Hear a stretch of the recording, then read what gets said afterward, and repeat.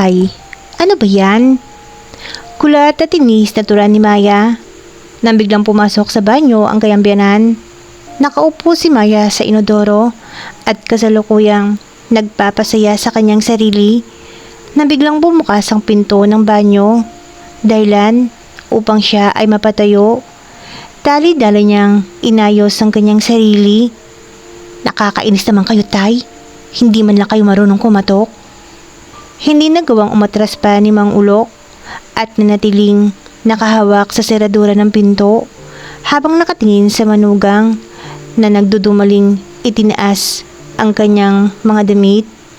Nakaduster si Maya, kaya't kitang-kita ni Mang Ulok ang mapuputi at bilugang hita ng manugang na hindi doon nagawang ikupli dahil kailangang itaas ang laylayan ng kanyang duster upang maiayos ang kanyang pangbaba. Mali ko bang may tao dito sa loob? At saka bakit hindi ka kasi naglalak ng pinto? Makatwiran ng dahilan ni Mang Ulok. Hindi na nakasagot pa si Maya dahil may katwiran naman ang biyanan. Kunwari pang kumuha si Maya ng isang tabon tubig mula sa timba at ibubuhos sa inodoro. Pagkatapos nito, matalim na tinignan ang biyanan at may kataraya niyan tinabig ito habang papalapas ng banyo. Padaan nga. Nagpanting ang tenga ni Mang Ulok sa ginawa ng manugang kaya't hinatak niya to mula sa kaliwang braso papasok muli sa banyo.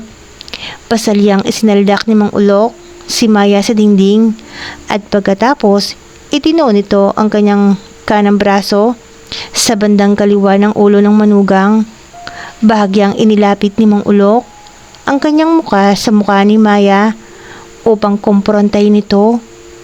Medyo nahintakutan ng kaunti si Maya sa nagginawa ng biyanan pero bakas pa rin sa kanyang muka ang pagkasimangot habang tinutulak nito ang biyanan papalayo sa kanya. Itay, ano ba? Lalabas na ako, ang sabi ni Maya habang todo tulak sa biyanan. Malaking tao si Mang Ulok kaya't hindi sapat ang lakas ni Maya para itulak to papalayo. Mamaya, hindi pa tayo tapos. Napapansin kong parang asiwang-asiwa ka sa akin. Bakit ba? May problema ka ba? Tanong ni Mang Ulok sa manugang na ang kanilang mga muka ay halos kalahating dangkal na lang ang layo mula sa mukha ni Maya. Wala po, katwira ni Maya na ang muka ay nakabaling sa kanan upang iwasan ang tingin ng biyanan. Wala. Bakit parang laging mainit ang dugo mo sa akin? Pag tinatanong kita, bahagya kang sumasagot. Kung sasagot ka naman, nakaangil ka palagi. Hindi naman po, Tay. Bakit ko naman gagawin yon? Tatay kayo ng asawa ko. Ginagalang ko po kayo. Siya nga. Mukhang hindi ko yata napapansin yun, iha. Pasensya na kayo, Tay. Ganito lang po talaga ako. Sige na, Tay. Lalabas na ako. Sabay tulak muli sa biyanan. Subalit muli nitong pinigilan ni Mang Ulok. Ganyan ka talaga. Kaya ba tinabig mo ko kanina? Alalahanin mo, nasa pamamahay kita. Pasensya na po, Tay. Hayaan niyo po. Sasabihin ko kay Al na lumipat na lang kami ng titirhan. Maawa-awa sa sariling turan ni Maya sa biyanan. At bakit? Pinapalayas ko ba kayo? Hindi ba't ako pa nga ang nagsabi sa inyo mag-asawa na dumito muna kayo hanggat wala pa kayong sariling bahay para hindi na kayo mamroblema ng pambayad sa buwan-buwan? Yung pagmamagandang loob ko mamasamain mo pa? Tila ba hiyang-hiya naman si Maya sa kanyang mga binitiwang salita kaya abot-abot ang kanyang paghingi ng dispensa sa biyanan. Sorry po, Tay. Sorry po. Medyo gumaan ang loob ni Mang Ulok sa paghingi ng dispensa sa kanya ng manugang. Subalit din dinaalis sa kanya ang nararamdamang banas dahil sa nakaligtaan ni Maya na isara ang bitones ng kanyang duster sa bandang taas. Kitang-kita ni Mang Ulok ang mapuputing kayamanan ng manugang mula sa itaas. dahil wala itong suot na pantaas na panloob. Pakiramdam ni Mang Ulok, natutuyuan ang lalamunan niya dahil sa magandang tanawin na kanina niya pa napagmamasdan habang kinukompronta ang manugang.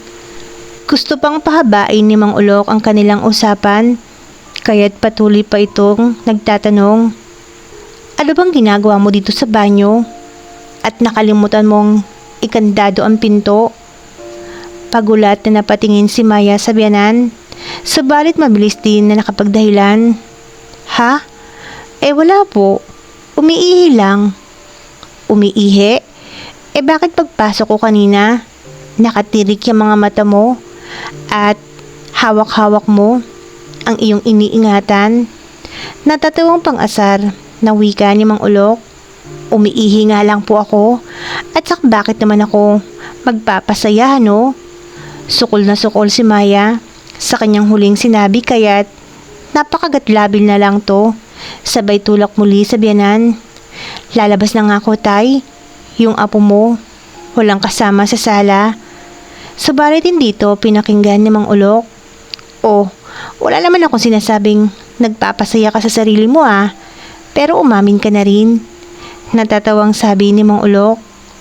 Napatawa na rin si Maya sa ginagawang pang-asar sa kanya ng biyanan. "Hindi nga po. Bakit ko naman gagawin yon? Andyan naman ang asawa ko." Hindi malaman ni Maya kung bakit hindi niya magawang magpreno sa kanyang pagsasalita. Kaya lalong naisip ni Mang Ulo na mahilig ito. "Oo nga naman. Bakit ka nga naman magpapasaya sa iyong sarili kung andyan naman ang iyong asawa na magpapasaya sa iyo at magbibigay ng kasiyahan? Gifted ba ang anak ko?" Nakangiting tanong nito sa manugang na sinasabayan pa ng pagtaas at pagbaba ng kilay. Wala sa hinagap ni Maya ang mali siya, kaya napapatawa nitong sinagot ang biyanan sa kanyang mga tanong. "Tama lang ho. Sakto lang." "Tama lang? Saan naman tumatama? Baka naman sa umpisa lang." Natatawa na sabi ni Mang Ulok. Napahagalpak ng tawa si Maya sa sinabi ng biyanan. "Hindi po okay nga lang, sakto lang." "Ganun ba? Ganito ba?" Hinaplos-haplos ni Mang Ulok ang kaniyang kaliwang braso habang nakatikom ang apat na daliri, subalit nakaunat naman ang hinliliit. Tawa ng tawa si Maya sa mga biro ng biyanan, kaya't wala sa isip. Natatapik niya rin ang balikat ni Mang Ulo. Hindi na rin niya napapansin na ang mga kamay na kanina'y nakatuon sa katawan ng biyanan upang itulok to ay nakapirmi ng nakapatong sa magkabilang balikat nito habang sila ay nag-uusap. "Hindi naman ho ganyan. Nabuntis nga ako Magkakaupo po ba kayo? Kahit naman hindi gifted, basta hindi safe ang babae, pwedeng mabuntis. Masyado nyo naman nilalait ang anak nyo. Anak nyo ho yun. Kanina ba yun magmamana?" Wala na naman sa isip ni Maya ang kanyang tinuran. Ang kanyang mga pananalita ay nagbigay ng butas kay Mang Ulok na posibleng matikman nito ang manugang. "Aba, iha, gifted ako ha." Pagmamalaki ni Mang Ulok. "Sus, ang yabang, patingin nga." Pagkasabi nito, agad ipinakita nga ni Mang Ulok ang kanyang ipinagmamalaking kayamanan. Napatawa naman si Maya sa ginawa ng biyanan, kaya't nampas niya to sa kaliwang braso. "Ano ba yan, Tay? Itago-tago mo nga yan. Akala ko ba'y gusto mong makita ang gifted ko, ano?" "Oo na, sige na, nakita ko na." Takipang bibig na natawang sabi ni Maya habang nakatingin sa kayamanan ng biyanan. Subalit manaka-naka namang tinatapunan ng palihim na sulyap. Tila ba nakakalokong tinanong pa ni Mang Ulok ang manugang. Anong sabi mo?" Hindi ko magets ang gusto mong sabihin, Iha. Natatawang biro ni Mang Ulok. Natatawang itinulak ni Maya ang biyanan. Sabay-sabing, magbanyo nga kayo at lalabas na ako. Ang init ng inyong katawan. Natatawang sabi ni Maya. Nang akmang lalabas na si Maya, hinagilap ni Mang Ulok ang kanang kamay ng manugang upang ipahaplos ang kanyang ipinagmamayabang na kayamanan. Tay, walang kasama ang apo niyo sa sala. Turan ni Maya, subalit nakahawak pa din sa biyanan. Hindi naman maano ang apo ko doon. Hayaan mo lang siya. Nalilibang naman sa panonood ng TV. Sagot ni Mang Ulok na noon enjoy na enjoy sa ginagawang pagpapainit ng manugang. Si Maya naman ay nakangiti at salitang tinitignan sa mata ang biyanan at dito sa ipinagmamayabang na kayamanan. May pagkakataon na napapahiya siya sa kanyang ginagawa at manakanakang napapatingala. Subalit sa isip niya, napakahilig naman tong matandang to. Pero in fairness, may pagmamayabang. Mag-i-enjoy kaya ako dito? Sa muling pagtatama ng kanilang paningin, unti-unting iniatras ni Mang Ulok si Maya sa dingding upang isandal. Inililis nito ang laylayan ng damit at ngayon hinahaplos ang katawan nito. Napasinghap ng malalim si Maya nang lumapat ang buong palad ng biyanan sa kanyang kayamanan. Napamura pa ang matanda habang marahan na pinag-iinit ang kanyang manugang. Napapatingkyad at naniningkit ang mga mata ni Maya habang nakikipagtitigan ng malagkit sa biyanan. Panaka-naka pang napapangangato sa kasiyahan na may halong pagpungay ng mga mata. Hindi na nakayanan pa ni Maya ang sobrang pagnanasa na lumulukob sa kanyang katawan, kaya't mariin niyang napisil ang kanyang biyanan na maghiwalay ang kanilang mga labi. Sinibasib ng halik ni Mang Ulok ang laeg at pababa ng manugang. Mabilis ang ginawang pagpapainit ni Maya sa biyanan. Napaka-gifted mo naman, Tay. Angkinin mo na ako.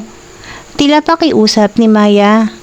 Muling hinalikan ni Mang Ulok ang manugang sa labi nito at bago tuluyang maghiwalay, mariing kinagat ni Maya ang pang-ibabang labi ng biyanan dahil sa panggigigil, maharot at may halong pagnanasa ang tingin ni Maya sa mata ni Mang Ulok habang nagsasalita. Grabe ka naman, Tay. Kaya pala ang yabang-yabang mo. May pagmamalaki ka naman pala.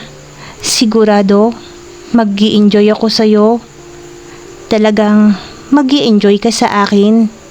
At sisiguraduhin kong hahanap-hanapin mo ang ipapatikim ko sa'yo. Pagmamayabang na tura ni Mang Ulok. Di, gawin mo na. Mahina, subalit maharot na tili na may halo pang pag-ikot ng mga mata. Dahil sa reaksyon ni Maya, lalong nanggigil si Mang Ulok sa manugang. Ang bango-bango mong, Maya. Siguradong mag-i-enjoy ako sa'yo. At sinimulan na ngang angkinin ni Mang Ulok ang kanyang manugang. Wala na sa kanyang sarili si Maya. Dalang-dala na siya ng sitwasyon nila ng kanyang biyanan. Hindi niya na mapigilan ang magsalita ng mga dirty talk dahil sa kasiyahang ipinatitikim sa kanya ng kanyang biyanan.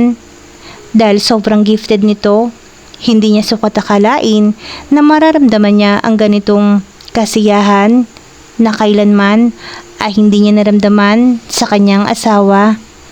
Mag-ama nga sila pero magkaiba ang pamamaraan ng pag-angkin sa kanya. Mas gusto niya ang kanyang biyanan may pananabik dahil napaka-gifted nga nito. Samantalang ang kanyang asawa ay sakto lang May sundot man ng konsensya pero nanaig pa rin sa kanya ang tawag ng laman. Itay, sana po, hindi ito ang huli. Sana, maraming beses pa natin itong gawin. Sabi ni Maya, matapos ang mainit na sandali nila ng kanyang biyanan. Oo naman, basta ba, lihim lang natin to sa aking anak. Ibibigay ko sa iyo ang lahat ng pangangailangan mo, pinansyal o tawag ng laman. At ipapatikim ko sa iyo ang kailanman hindi ipinatitikim ng asawa mo. Nandito lang ako para sa iyo, Maya. At nagyakap ang magbiyanan. At para nga sila ang mag-asawa. Dahil laging nasa trabaho ang asawa ni Maya, hindi naman nakakahalata ang asawa ni Maya na may nagaganap sa kanila ng tatay nito. Dahil kung gaano siya kainit sa kanyang biyanan, ganon din siya kainit sa kanyang asawa upang hindi ito maghinala